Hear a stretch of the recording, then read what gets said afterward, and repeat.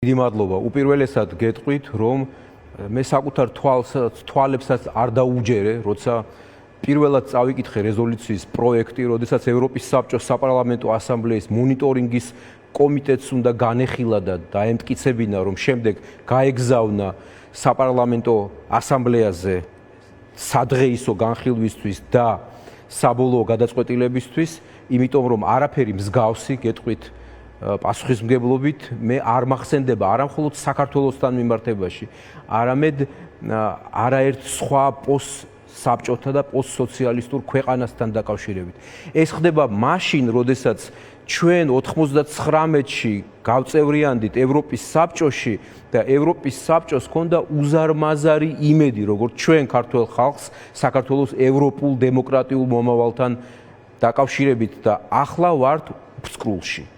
ამის ქვემოთ შეიძლება იყოს მხოლოდ ერთი ნაბიჯი, დაიწყოს პროცედურები საქართველოს ევროპის საბჭოდან გარიცხვის თაობაზე. მე ამის წარმოდგენაც კი არ მინდა, მით უფრო რომ მოდით ისიც განვუმარტოთ ჩვენ საზოგადოებას, შესაძლოა ეს ბევრმა იცოდეს, მაგრამ მაინც რომ ევროპის საბჭო დღეს არის ერთადერთი პოლიტიკური ორგანიზაცია დემოკრატიის საკითხებზე, რომლის სრულუფლებიანი წევრია საქართველო.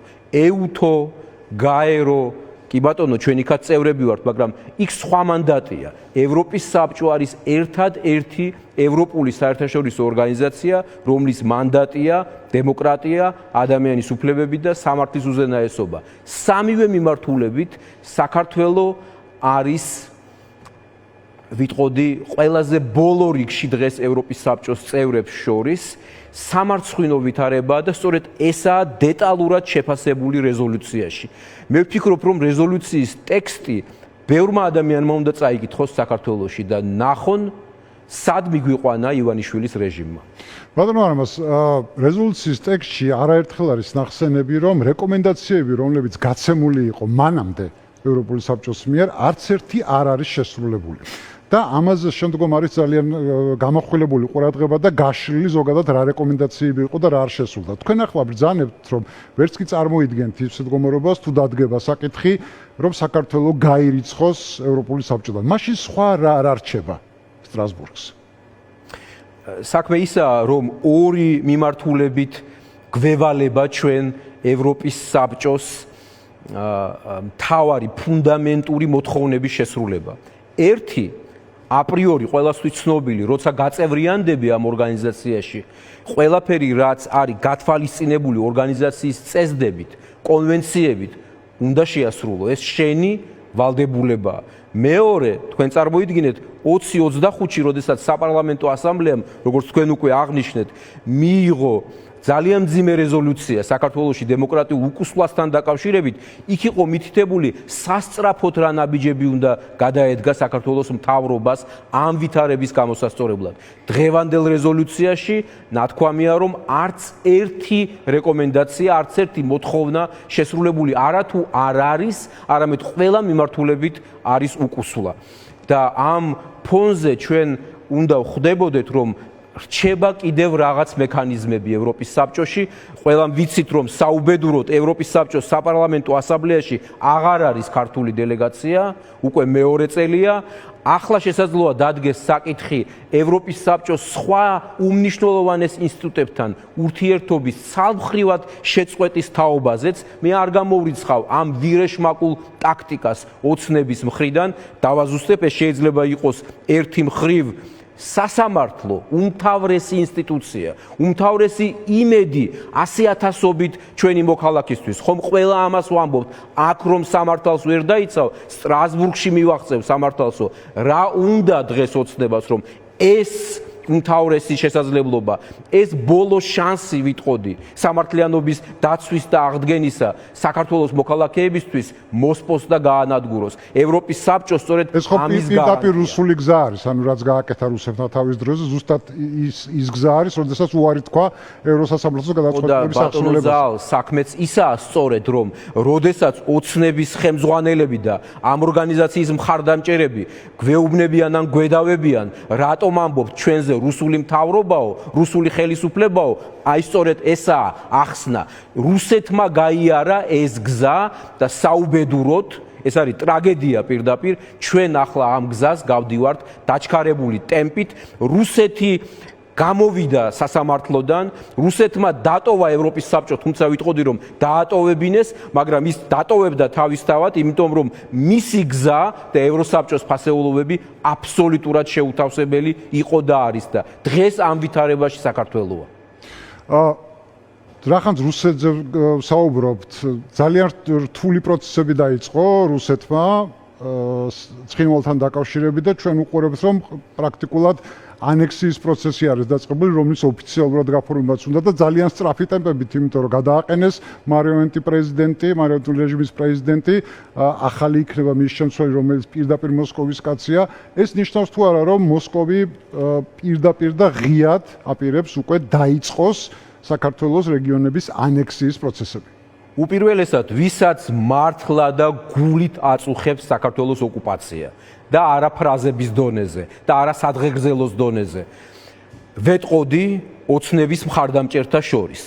გთხოვთ გაითვალისწინოთ, რომ ერთადერთი გზა, ერთადერთი შესაძლებლობა, რომ საქართველოს აღიდგინოს ტერიტორიული მთლიანობა და დასრულდეს რუსული ოკუპაცია, არის ის, თუ საქართველოს შეძრებს წარმატებას ევროპულ დემოკრატიულ გზაზე.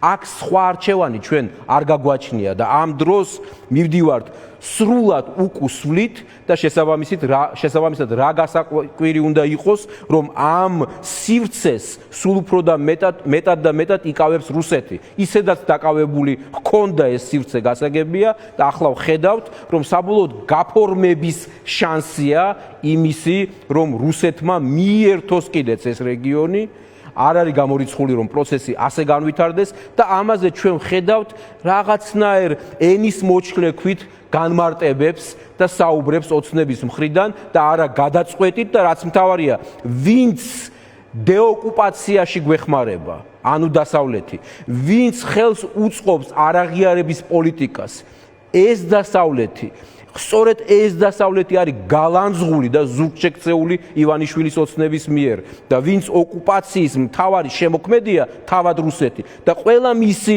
პარტნიორი არის რატომღაც და გასაგებია რატომ ოცნების მიერ ხელგაშლილად მიღებული. ბატონო არმაზ, თქვენ ქართული ოცნების ერთ-ერთი ხელმძღვანელი იყავით პარტიის, როდესაც ხელისუფლებაში მოვიდა.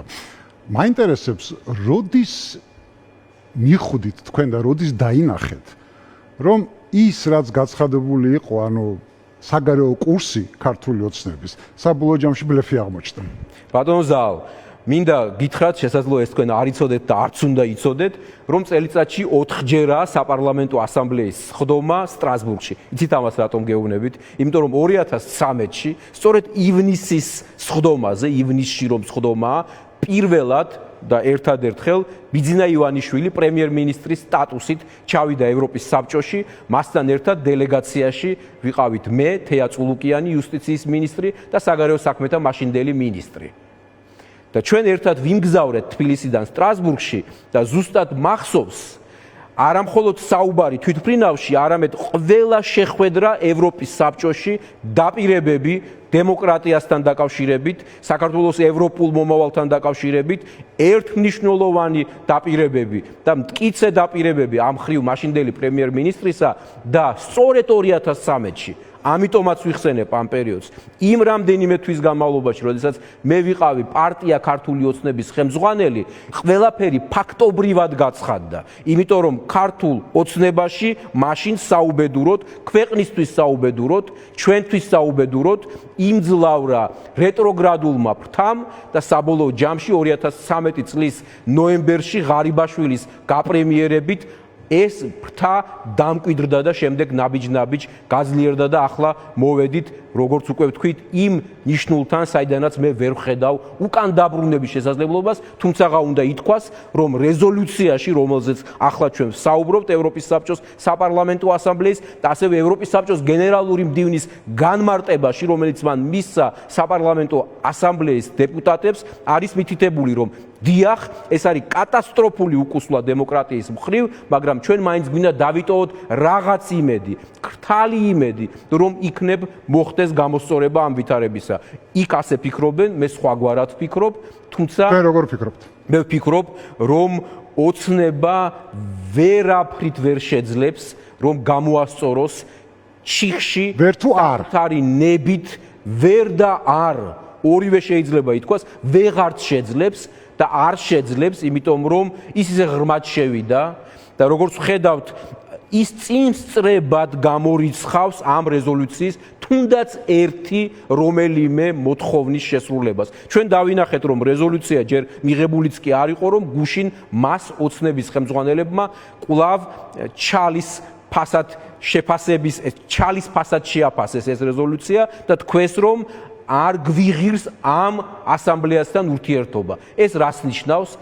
ფიქრობ, რომ ერთადერთს ოცნების მიერ აღებული გზა ავტორიტარიზმისკენ, სრული სვლით ავტორიტარიზმისკენ, ანუ სრული სვლით რუსული ორბიტისკენ აბსოლუტურად გამორიცხავს ევროპის საბჭოსთან ნორმალურ თანამშრომლობას და უნდა ხვდებოდეთ საბედნიეროდ თქვენ ახსენეთ, რომ მე მაქვს გამოცდილება და დიახ, არ ვუარყოფ, ძალიან დიდი გამოცდილება მაქვს ევროპის საბჭოსთან ურთიერთობის, საქმიანი ურთიერთობისა ბოლო 30 წელია და შემიძლია გითხრათ, რომ საბედნიეროდ ევროპის საბჭო დღესაც არ ღალატობს თავის პრინციპებს. აი როგორც მაშინ დღესაც არის შეუვალი, როცა საქმე ეხება ადამიანის უფლებების დარღვევას, დემოკრატიულ უკუსვლას და სამართლის უზენაესობის არარსებობას და ამ ხრივ ყველა მიმართულებით, ახლა რომ ჩვენ დრო გქონდეს, ვიტყოდით, თუმცა საზოგადოებამ უკვე ზეპირადაც იცის ალბათ, რა ჩავარდნა აქვს საქართველოს. ოღონდ არა იმიტომ, რომ ვინმე ამას ჩვენ ხელი შეუწყოთ, არამედ მხოლოდ იმიტომ და მხოლოდ იმიტომ, რომ ოცნებას აქვს ეს გეზი არჩეული. ეს არის შეგნებული არჩევანი ქართული ოცნების, რაც მისი პოლიტიკური და ასევე სამართლებრივი პასუხისმგებლობის საკითხად იქცევა მაშინ, როცა ოცნების რეჟიმი დასრულდება. ბატონო, მე მაინც იმედს ვიტოვებ, რომ ეს ბოლო ძაფი ევროპასთან არ გაწყდება, როგორც არის ჩვენი იმედი წევრობა. დავიტოვოთ, მაგრამ ამისთვის ვფიქრობ, ბატონო ზაალ, უნდა მოვახერხოთ. მე ასე დავასრულებდი, რომ ევროპის საბჭოს მოთხოვნებს შევაგებოთ საქართველოსთან ძლავრი ახალი პოლიტიკური დღისწესრიგი, რომელიც ოცნების ანტიდემოკრატიული და ანტიეროვნული რეჟიმის სწრაფად დასრულებას უზრუნველყოფს.